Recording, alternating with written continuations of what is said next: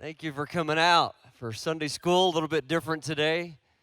We're going to jump right in because we have to only go about 40 minutes here so we can have a little bit of time of turnover for our 10 o'clock service. I want to start just by saying that last night was off the chart. So if you missed last night, you know, usually by Monday morning we have everything posted that'll be out there. But if you missed it, you'll want to make sure you go back and listen to last night. So, Jonathan, I think you're on. Just put your mouth. Yeah, you're on. I can hear you. You should be good. Testing. Yeah, there you are. We're going to jump right in. I asked Jonathan when we were first interacting about this weekend just to get more of who he is and his story. And, you know, Ron and I, we had lunch yesterday with Jonathan, and I'd love for you to just start by talking about your parents and kind of their journey of where they ended up meeting at Purdue University, but before they even got there and who they are. Go ahead and tell that. Yeah. My mother's family comes from Russia. They came to America escaping the Tsar, they were killing the Jews at that time, at the turn of the century. My father was born in Germany. He was born in Germany when the year that Hitler just started to try to take over the government. 10 years later, Hitler became the Chancellor of Germany. So he watched this he was around 10 years old, and he watched as the beginning of the Holocaust, which the first thing was to dehumanize the Jews, first separate them from their professions. They couldn't work. He was separated from school. The Jewish children were separated, had to be in their own school. And he watches all these things happen, and then came Kristallnacht, which is the night when they really just ravaged everything Jewish. They destroyed synagogues, they destroyed Jewish businesses, they took Jewish people into concentration camps. First time, it was like 2 days where they just ravaged that. And so my father, actually, he went to school, and they said, go back home, and then this has all happened. And so at that point, my grandfather, his father, said, we have to get you out. The Jews of Germany, by that time, they knew something bad was coming. I mean, they could see it.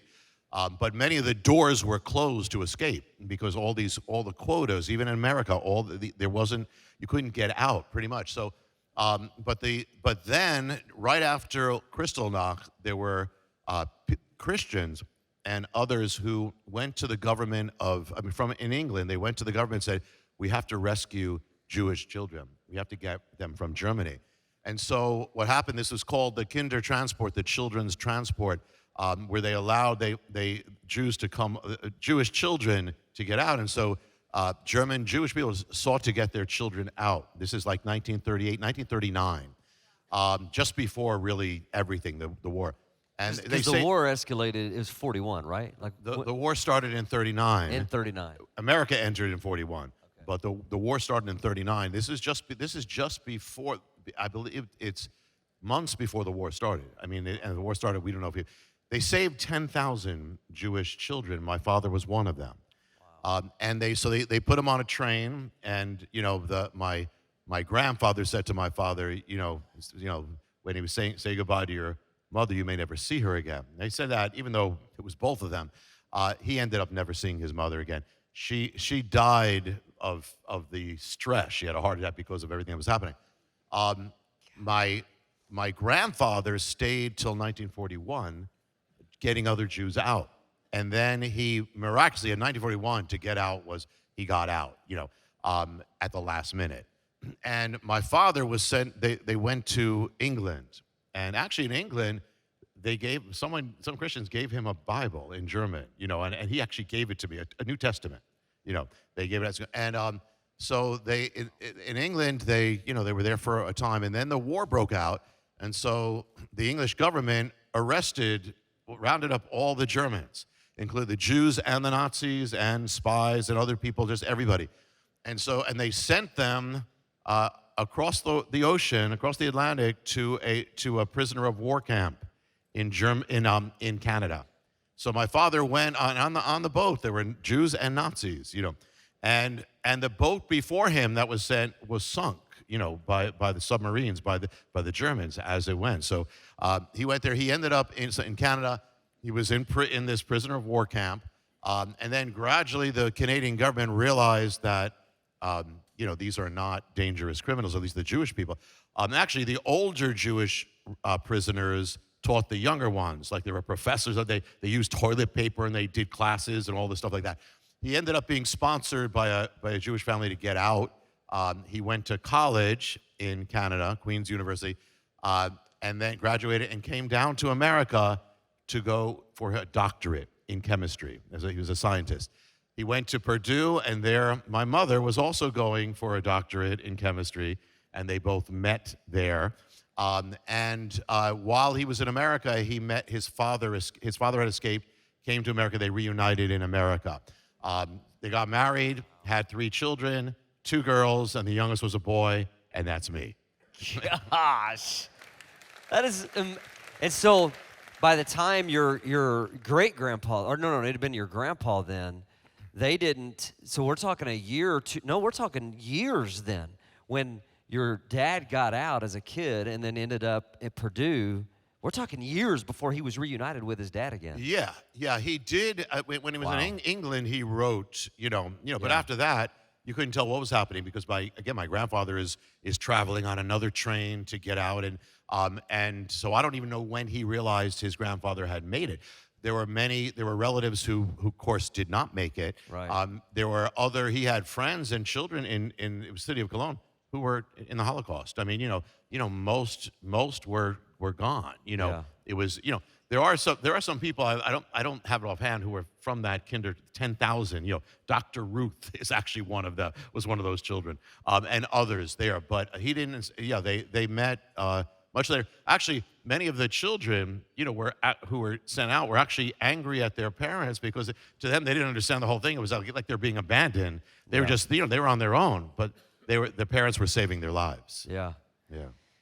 Just before we move on, just on this subject of the Holocaust and anti-Semitism, and now here we are again, and 2024 with civilization, we clearly see what's happening, but propaganda is so intense.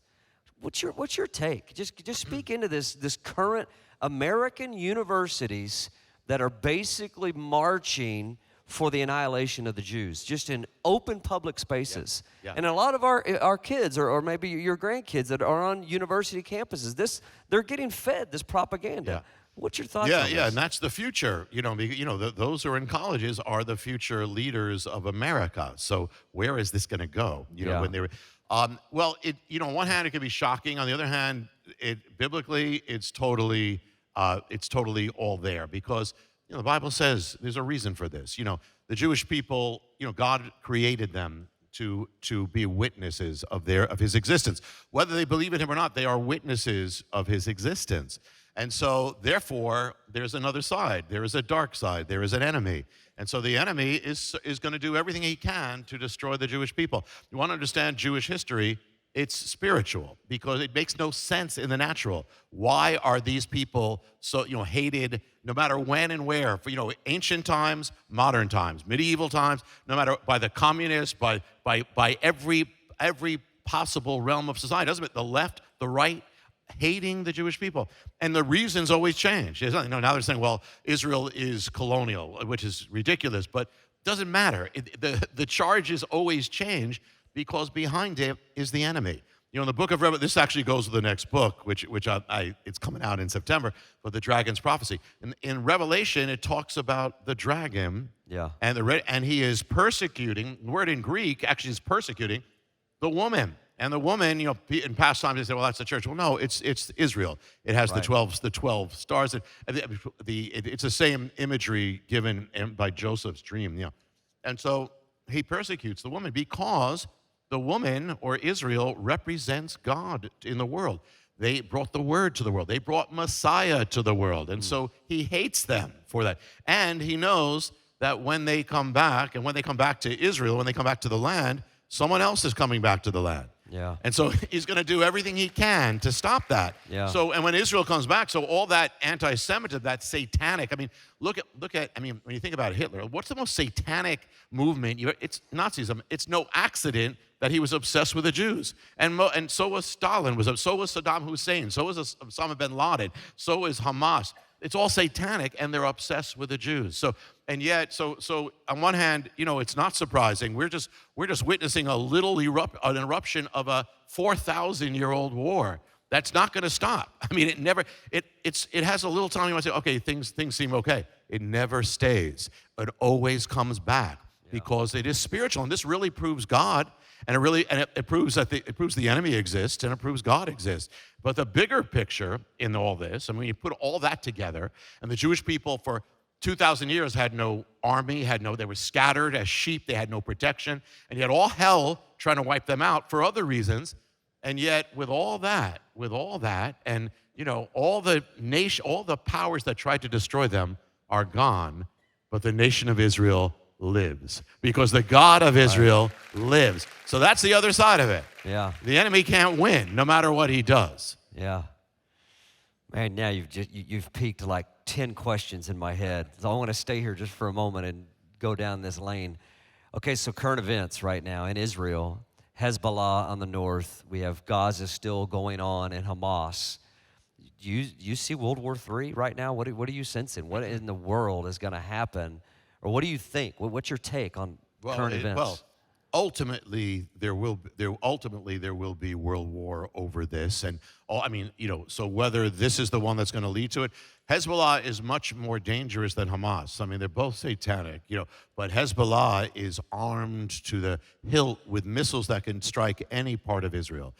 So Israel really doesn't want that. I mean, they're armed by Iran, but they're a much more dangerous force. But Israel is also not going to let them just do what they want. Hezbollah has been firing missiles in continuously. Right. And so actually Israel evacuated the north. Thousands and thousands of families have been moved out because of the missiles. So, but Israel will strike back. They don't want a war. I don't know that Hezbollah wants a war either. But Hezbollah wants it. They all want to destroy Israel one way or the other. But ultimately, the next gigantic event prophetically is Ezekiel 38 and 39, which talks about a whole alliance of nations. That's the Gog and Magog. Gog and right? Magog, yeah, and it definitely includes Iran without any question. It's amazing. I mean, Iran is right there in the Bible, and called Persia, but now called Iran. And every nation that it mentions now either have been sworn enemies of Israel or are generally against the existence of Israel, from Turkey and others of that. So that's the next thing. Whether this leads to that or not, directly or indirectly, that's the next big event. Wow. Okay, one more thing, just on Jerusalem and Israel-centric. The idea in the scriptures, we're talking about the book of Revelation, end times, Jesus returning. Before Jesus returns, it seems, 2 Thessalonians 2, that there has to be a functioning Jewish temple in Jerusalem. You would agree with that? Yes. Yeah. What's your sense on what you hear coming out of Jerusalem from Orthodox Judaism as far as the energy and the money and even the politics to make such a thing happen? Yeah, it says it won't happen until this is set up in the holy place, is what Paul speaks about, the abomination. Yeah. In Revelation, the abomination, so that has to happen in the temple. So there has to be a temple. Israel has never gone back to the land without it building a temple. Never. And they haven't had a temple since 70 AD, right? Yeah, 70 AD is when it was destroyed. Okay. Yes, yeah. So it has to happen. Now the thing is, but the enemy is in there. The enemy knows that. So that's why the enemy, if you go to the Temple Mount, he has marked out he's put every obstacle he could. He has the Dome of the Rock, the Mosque of Omar, where you have the third quote holiest site in Islam right on the temple. And then if you go to the Eastern Gate, where it says Messiah is actually going to walk through, it's all sealed up. The Muslims sealed it up to stop the Messiah. And they have a graveyard there because the Jewish people are not supposed to walk past dead things. And they have cannons on the other side pointing out, cannons. Cannon, like that's going to stop the Messiah. Yeah. So, the amazing thing is, it says in Ezekiel that that gate will be in a sense sealed, or will not be. No one will go through until the Messiah does. So by trying to stop prophecy, they fulfill prophecy. That's what happens. That's how it works. That we have any tries. Yeah. So the thing is that for Israel to consider building a temple, the government is not considering that.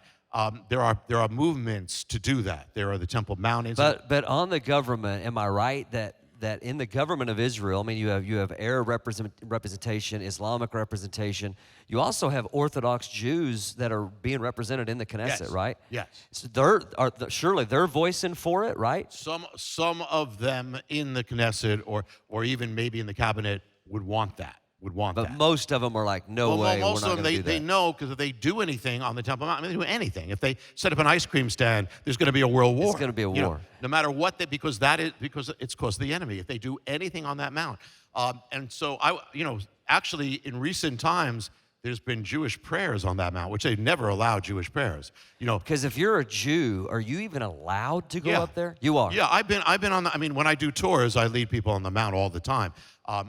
We've been kicked out more, at one time, not for being Jewish, but they thought we were a threat. But they don't like Jewish people being there. But Israel is in charge of the Temple Mount. Right. But they gave it over. They made a decision, probably a very bad decision, after the 6-Day War, to give the regular control of the mount into the hands of the Muslim authorities. Right. So even though they're overseeing it, they give it to them, and the Muslim authorities don't allow a Bible. They will not allow a prayer to be spoken. They will not allow a million things. But actually, I shouldn't say this on here. Okay, no. I can't say what I do on the Temple Mount because there could be a world war. Okay. So we don't want to do that. We don't want to start that from Grace Church. No, we don't. We have enough going on. We're good. Thank you.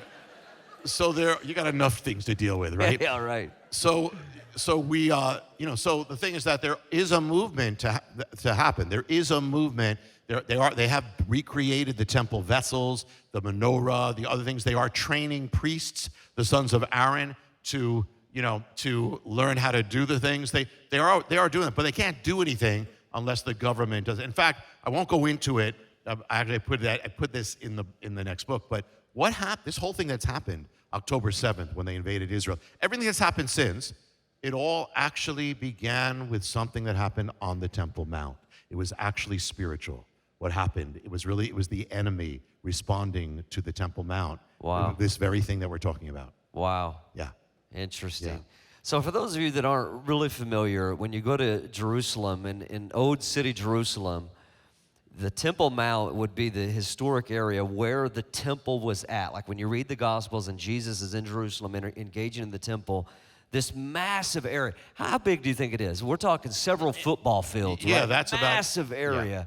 And on there is the third most holiest spot of Islam. It's called the Dome of the Rock. Whenever you see pictures of Jerusalem, you'll see this big, shiny gold dome.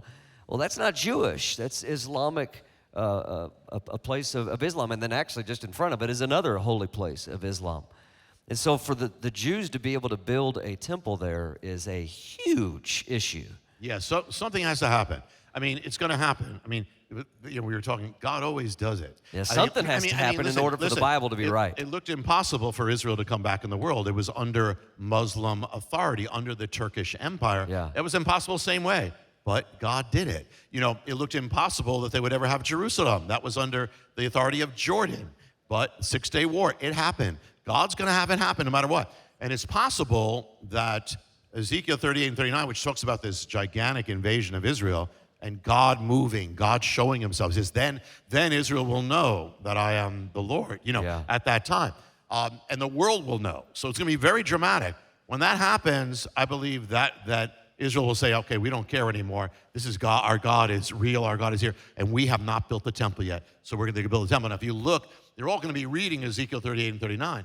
And the next chapter is about the temple. So I believe, if something doesn't happen before, it's going to take something gigantic like that for that to happen. But it will happen. Wow.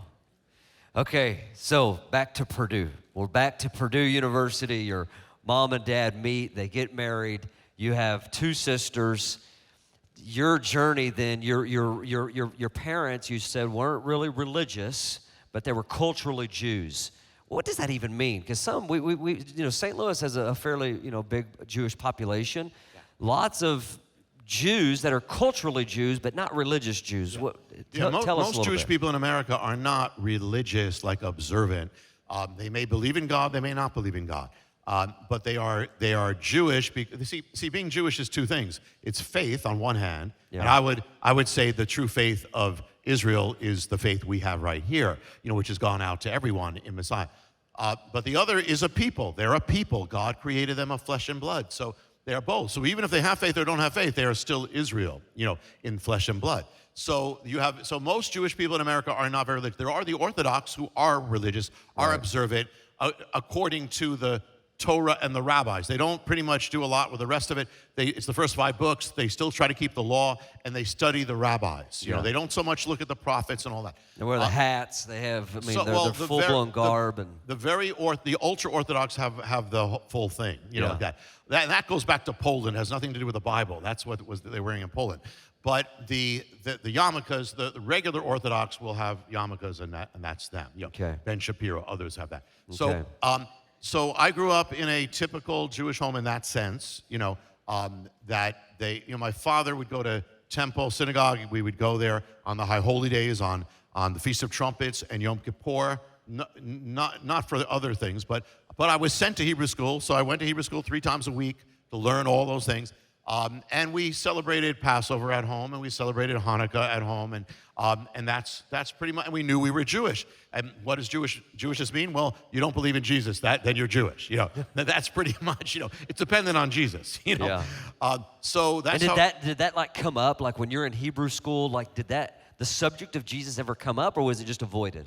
It would. It might come up because you're in a Christian culture, and so it's Christmas. It might come up by talking different things, but the weird thing is, growing up, I was also there at the time I was a kid at the time of the Jesus movement, and so, or in the 70s, and so when we heard about Jesus, it was Jesus Christ Superstar. It was, it was the songs on the radio. There was actually, and so we thought Jesus was cool. We thought Jesus was like a hippie. He's a cool guy. We thought he was cool. It was Christianity that we had the problem with from what we knew, because what we knew, and this is again the devil's work, and what we knew is that in the name of Jesus, Jewish people were hated in the name of Jesus, were persecuted in the name of Jesus, were killed, and then not because of any real Christian, but because of people who used the name. And for 2,000 years, much of the people, because most people who call themselves Christians weren't Christians. Right. And the enemy uses that. So it's kind of like, it's to take something beautiful that they need, their Messiah, and make him appear like it is a horrible thing. That's why there's such a, that's one of the reasons why there's been such a wall. You got to break through that wall. So we thought, Jesus was good. It's just the other stuff, And then I thought there were Catholics and Protestants and there were Christians. That in my mind as a kid, that's what I thought. Yeah. Wow. Okay, so then you're going through all of that, and then how in the world did you all of a sudden encounter Jesus as, the Jewish Messiah? Yeah, well, it wasn't all of a sudden, but what happened was when I was in Hebrew school, I was learning about the God of Israel who spoke and moved and and talked to his prophets and the Spirit of God. But I didn't see any of that in the synagogue. It was all liturgy. The rabbi never got up and said, "Hey, God spoke to me and God's in my life." It was ritual. And so when I became an atheist when I was 8 years old. And I said, well, there's no God. How do we know there's a God? I don't see any sign of him here. And that lasted for a while, but I was known in school. I would argue, with religious people. But as I went on, I said, what atheism doesn't work. I started losing faith in atheism. It doesn't work. You started losing faith in atheism. Yeah, it doesn't work because there's got to be a reason. But you got to have a lot of faith to believe in atheism. That's right. Either way, yeah. So I said, there's got to be a reason. We can't exist for no reason. There's got to be a reason, a cause. So I started searching. I started getting books every time. Like now, I'm like 12, 13 years old. Books on everything. Books on science, books on religion, books on the occult, books on Nostradamus, books on UFOs, everything. And one day I picked up a book. I looked at a book. I was in a store. It looked like it was a UFO book because they made it look like that year. And it wasn't a UFO book. It was The Late Great Planet Earth by Hal Lindsey, which is all about all about biblical prophecy. And the thing is that, but I said, God tricked me, because it looked just like that. I was getting anything that looked like that. So look at, and the back it said, is this the generation that Jesus and I'm thinking, okay, but I've read about Jesus in every book. I mean, everybody talks about Jesus. So God kind of opened me up to what was more than natural through the back door. So I'm reading this, I'm like, wow, I had no idea the Bible said this, said Israel will come back, and all these things that are happening. I had no idea of this. Were you familiar with the New Testament at all? Not really. I mean, Okay. just familiar. Bits and pieces. Christmas, and just knowing things, some Yeah. things that way. But so I'm reading this, and then I said, okay, let me check it out. So I go to our Bible. The Bible we have is the Hebrew Bible. It doesn't have the New Testament. And I'm reading all about the prophecies and all this that are coming true, and it is all there. But I also am reading about other prophecies. It talks about the Messiah. And it says the Messiah will be born in Bethlehem. I'm thinking, Bethlehem? Bethlehem, that's Catholic. How did that get in our Bible, And then I'm reading, it says that he's going to ride on a donkey in Jerusalem. That's Palm Sunday. I knew that. He's going to die for sins, Isaiah 53. It said, how did the Catholics get in there? So I'm trying to figure it out. And I said, this is definitely, there's only one person, and that is this Jesus, Yeshua, only one.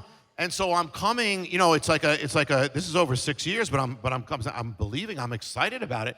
But, and at the same time, I was still reading, there's Nostradamus, there's the Bible. Then I'm reading and saying, no, only the Bible has the authority, speaks with this authority. There's nothing else like it. And so I'm telling my friends about it, and I'm winning them to the Lord. I'm not saved, but I'm winning them to the Lord. Your Jewish friends, or just normal, I think other friends or Jewish friends? The normal friends. Okay, the normal. Jewish and normal. Okay, I get it. I get it. That was bad. We're going to edit that part out. Anti-Semitism That was here not a good in part. Grace Church, but we're not going to go into it. Gentiles, those Gentile guys. Yes, it was. So they're coming to the Lord, and so I'm, as time goes on, I'm saying, okay, this is, it's not just, you can't just be telling people about this. It was all kind of narrowing on Jesus and Yeshua, and so to me, I never had a problem being. I knew this was Jewish.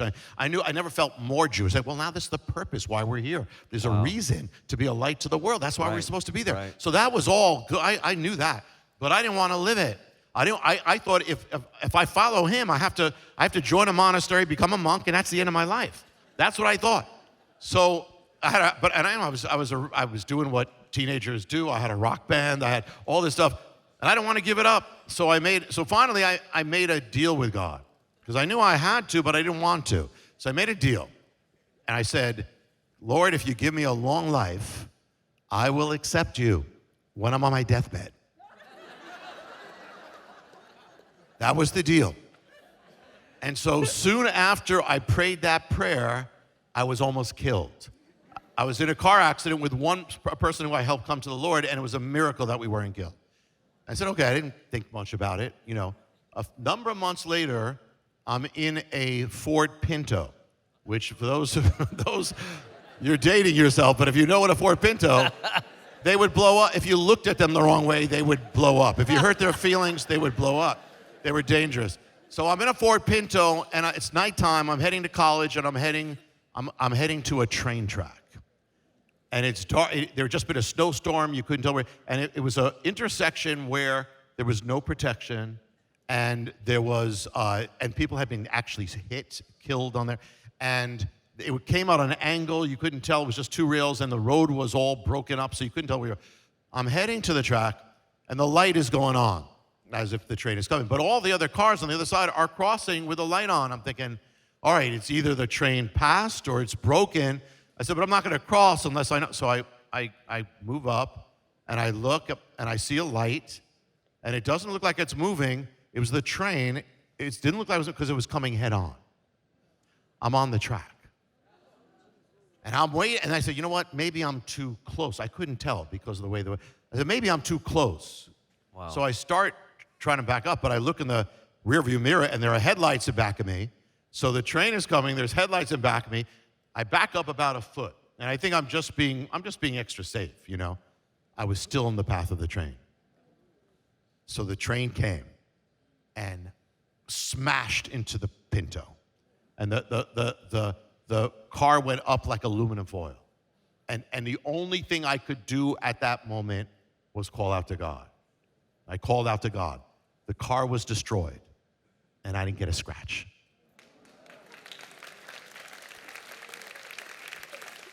So I knew I had to pray again. I mean, it seems like the Lord was taking that deathbed seriously. He was bringing that deathbed real close. Yeah. Real close. I knew. I said that was strike 2. Strike 3. What's it? An asteroid. I don't know what's going to happen.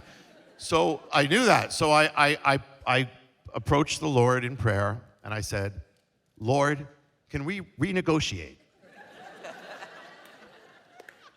I have a new deal for you. I will accept you. I will follow you when I'm 20. I said, it's a much better deal because it's much sooner. 20. Because you're 19 at the time. I wanted as much time as I could get. So I said, Lord, just don't kill me until then. And so what happened is on my 20th birthday, I gave my word. And so it was like a contract. I gave my word to the Lord. So on that day, I said, okay, I have to now. I wasn't in church, I was listening to Christian radio. And so I said, okay, I need to get saved. And so I remember from Hebrew school, Moses and Elijah met God on mountaintops. So I said, let me find a mountain. So I find a mountain, and it was actually overlooking the Hudson River. And I drive up at night. I've never been there before. I get to the very top, and there's a flat rock, a tree and a flat rock. I kneel down on the rock, and on the mountain, I gave my life to the Lord. That's how I came to the Lord. It says, the Bible says that Jews require signs. I required a train, and I thank God because without that train, I don't know if I'd be saved. I'd still be saying I'm making a deal, but God uses that, and it turned out years later, I'm in the Lord, and my life changed from that moment on, and I was in the middle of college and had to decide what to do, and so God just interrupted me at that exact moment. But the thing is that we were sharing at lunch. I'm descended from Aaron. Cahn means priest. It's descended from Aaron. And years later, I'm looking at the Bible, and it's talking about the temple of Jerusalem, and when they had the priests of Aaron, and they decreed that the sons of Aaron would begin serving the Lord when they turned 20. I had no idea. I was just going for time and made a deal, but God is in charge of all things. Yeah. That is amazing. So, because you're in New York, so you're raised upstate New York. That's where you were raised. All that. Your mom is still there. Sister's still there. Okay, so at 20 years old, you really do make a contract with the Lord. You get born again. Are you okay to share that story? I think it was recent. When I came back? No, the one where the lady brought the picture to you. Okay. Yeah, years later, I decided to return to the mountain where I came to the Lord. And in the meantime, this is 20 years later, and it's on the 20th birthday. Again, the 20th anniversary. And I had, in that time, the Lord had led me through the nations, and I always ended up on a mountain. And I always ended up a mountain where there were like gods or satanic things, and it's like a showdown. This happened in almost every place. Anyway, so I said, let me go back to the place where I came to the Lord. So I go back. It's nighttime. I have a Bible. I have a flashlight. I have a shofar, the trumpet, and I have a prayer shawl. I just want to have time. I just want to give thanks to God for everything He did in my life. So I get there. I find the rock. I kneel down, and I have a great time with the Lord. And I have a Bible, and I open up the Bible. And and I'm not saying that every time you open up the Bible, God's going to do it, but you know that He does do that at times. We all have that. So I open up the Bible just to read something, and it says it's about Jacob returning to the mountain where he came to the Lord, where Bethel, where he had that dream, where everything happened, his life was changed. And that's cool. I open it again, and it says, the enemy says, I have your mountain. I'm thinking, the enemy says, I have your mountain. I'm on a mountain. No idea what that means. But anyway, I'm praising God, had a great time, sounded the shofar, all that. Next morning, I'm doing a service. It's Sunday. And a woman is waiting online at the end. And she says, I know it's your birthday, because it was my birthday. It's my spiritual birthday. So she says, I have a gift for you. And she bought a gift in a store. She bought a framed picture, a drawing. And I look at it. It's a man standing on a mountaintop with a shofar, with a trumpet, and the prayer cloth. I said that was me last night. I was on the mountain with She said, really? I said, yeah, I returned to the mountain where I came to the Lord. And she says, what mountain? I said, I have no idea the name of the mountain. I just went up. I have no idea. She says, no, tell me. And I told her where it is. She says, I know that mountain. I said, really? She says, yeah, I live at the bottom of it. I said, really? She says, do you know what that mountain is? I said, no. I said, that mountain is dedicated to Satan. I said, Satan? I said, I got saved on the top of it. And she said, I said, where? I said, well, I kneel down on this flat rock. She said, that's the altar.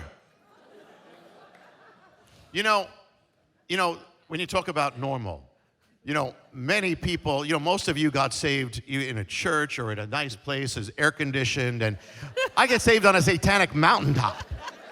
They said, and the thing is that I knew it was not going to be a regular walk, And the thing is, and I remember, then there was this mystery, God kind of speaks with me of mysteries, and it was waiting on the mountaintop. I remember it made no sense. There were words written. It said, no Jew shall enter these sacred grounds.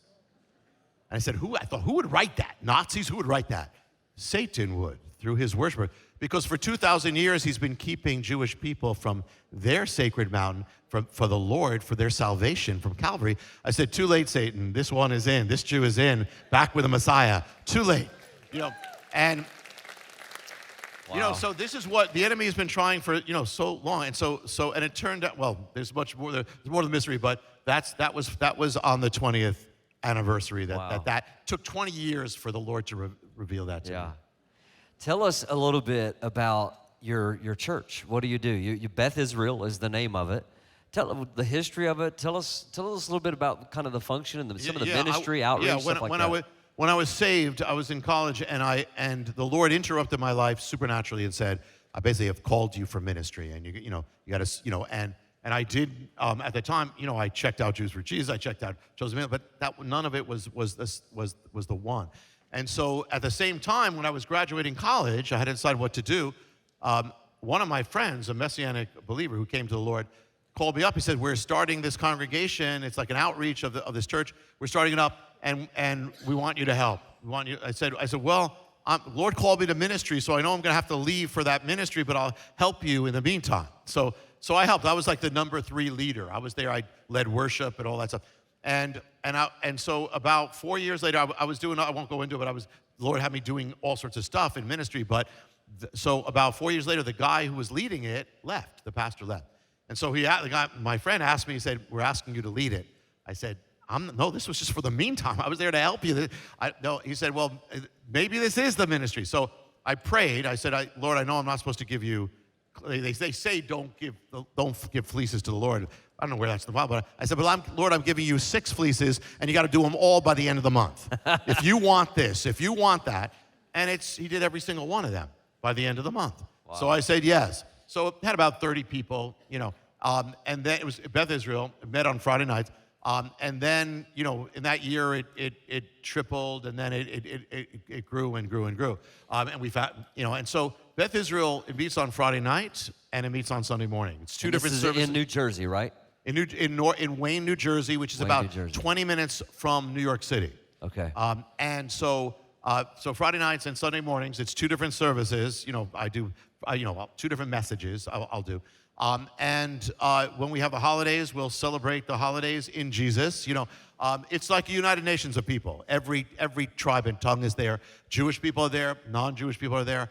And it's, for non-Jewish people come for, it's their, if you're born again, you're Jewish. You're spiritually Jewish. That's what the Bible says. So it's your roots as well. So people come for that as well. And so, yeah,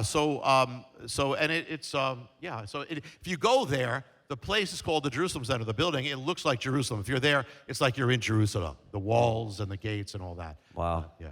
That's awesome. Yeah. Tell us a little bit about your family. Brag on your boys for a second. And your wife, because you just had an anniversary last week. Start with my wife. Yeah. We were talking last night. I didn't think I was going to be married because when you're a single pastor, there were a lot of women who heard from the Lord they were supposed to marry me. And so I don't have the calling of Solomon, so we're not going there.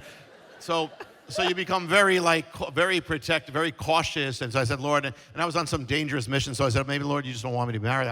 So I finally said, okay, I'm all right with it now, And that year she shows up, and she's from Brazil. And when and we courted for about 5 years. So it took it very slow. But the thing is, when she was a teenager, she was in church, and a believer prayed over her and said, "There's a man across the world. He's Jewish. He's from the tribe of Levi, and he ministers around the world. Sound the shofar. You're going to be his wife. Prepare. You're his helpmate. Start preparing." A few months later, another believer prays over her, says, "There's a man across the world. He's Jewish. He's from the tribe of Levi." Same thing. A few months later, a third believer says the same exact thing. And so it happens, and she's studying, and so she ends up, so she's studying about actually how the Levites help the priest. She has some Levite blood in her. She's part Jewish, and so, but then nothing happened. So she figured, okay, years went by, nothing. She's in America with a friend. She says, "Could you know of any Messianic congregation?" The friend says, "Yeah." She says, "I go to one on Friday night." So she takes her to Beth Israel. And as soon as she saw him, I was walking around. You didn't know I was the pastor or rabbi. I'm just walking around. And she says, I know that guy. He's been to Brazil. I've seen him. I know him." Said, "He's never been to Brazil." I said, "Well, how do I know him?" One of the words said, "When you see him, you're going to know it. You're going to know it." And she never would ever tell me the words that were spoken. I found out another way when I was in Brazil. But the thing is that the interesting thing is, so we got married. 3 years we had a courtship. The 4th year we got engaged on the mountain, the same mountain where I found the Lord. and the 5th year we got married. Now the interesting thing is, when I was born again, she was born. And the name they gave her was Renata, which means born again. So she was born when I was born again, And then I met the Lord when I was 20. She met me when she turned 20. Wow. The Lord has every moment, in his hands. And three boys. Sorry, 3 boys. Oldest one is 14, named Eliel, which means God is my God. My God is God. The second one is Diel, who's 12, means the knowledge of God. And the youngest one is 5, and he's Mishael, and his name means who is that which God is. I love it. I love it. Let's give him a hand just for help, just for sharing and being open and just letting us get a little bit more of your story.